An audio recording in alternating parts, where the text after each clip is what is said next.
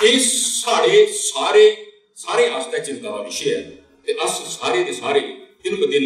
इसके कन्ने दो चार को करने हैं पर समाधान की तवक्को दूबे को लाग करने की ही रखने हैं। असल च पिछले 70 सालें च पराधीनता इस चाली साड़ी नस नस च समाई गेदी है। जे आत्म सम्मान ना दी चीज क्यों दी है असी नहीं पता कि नहीं ते मंगते भी कोई मर्जी नहीं होती। खाम ख्याली च शक अस अपने आपा की दाता जा राजा आखने का भरम पाली लैचे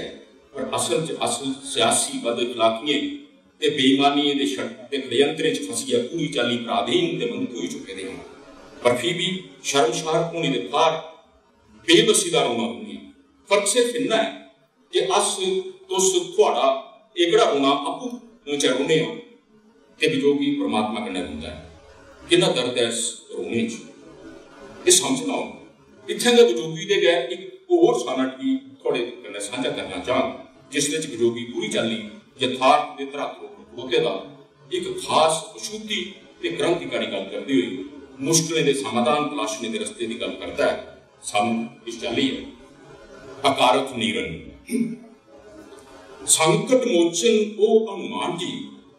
तुस लोग कोई जाओ ताजे अपने संकटें दे बारे आपू किश करचे जना पर राम जी दुनिया थमा नजरे की परताओ ताजे अस भी मर्यादे च किश प्रसंगता भरचे बड़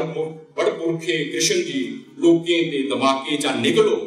ताजे अपने पंचायत दे अस फरोल च गुंजल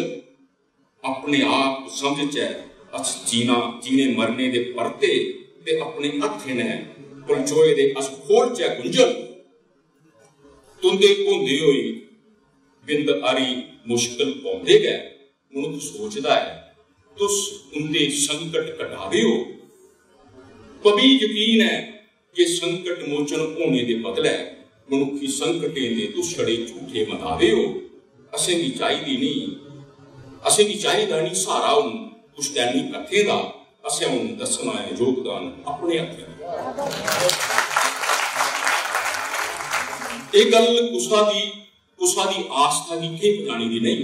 अपने आत्म सम्मान ते आत्म निर्भरता दी है। विजोगी ये आत्म सम्मान ते आत्म निर्भरता सिर्फ अपने आस्ते नहीं समस्त डुग्गर के डोगरे आस्ते चाहता है समस्त मानव जाति आस्ते चाहता है ते वो चाहता है जे भरमे दे मकड़ जाल चा निकली है हर आदमी पराधीनता दे कास के बंधने चा मुक्त हुई है बगैर कुछ टाणे टासरे दे अपनी पैरे अप्पू खड़ोए अपनी मुश्किल अप्पू हल करे ते जहालत कन्नै लड़िए अपने रस्ते हमवार करे। अस कुसा दे गोचरे रही है कदे भी आत्म सम्मान कन्नै नहीं जी सकते भाई वो कोई भी की नहीं हुए ये गल समझना ते फिर आखना कुसा बुजुर्गी जैसे जरूरतमंद शायर का काम हो सकता है। एक भलिया अशुद्धि ते बेवक गल ऐसी गल शायद उसने आखी हुई है कम से कम मेरी नजरी चाहते नहीं गुजरी हो सकता है थोड़ी नजरी से गुजरी हुई है कि ऐसा हो है तब मिगी दुरुस्त जरूर करियो। इस चाली दियां किन्नियां गै बेवक अछूतियां नवियां ते सार्थक सोचां विजोगी दे साथ मिलदियां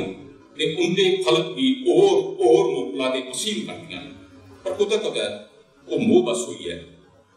ऐसी भाषा के प्रतीके का इस्तेमाल करते हैं जिंदा बदल आसानी कन्नै तुप्या जा सकता। मिसाल के तौर पर मधुकुर की एक कविता है जिसके उन्हें डोगरी च पाठक नहीं होने की समस्या की लई है गल की है कुआरी पेट ना की एक कविता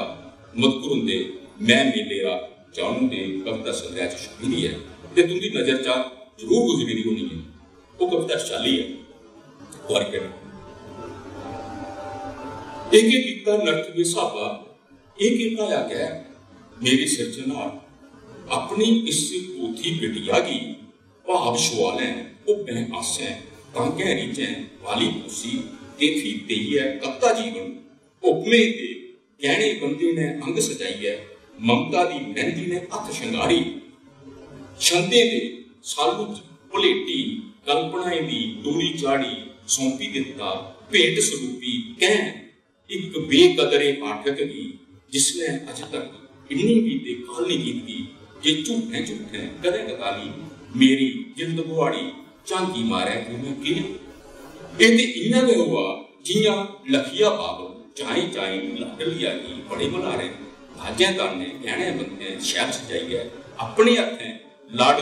लाई दे पति नपुंसक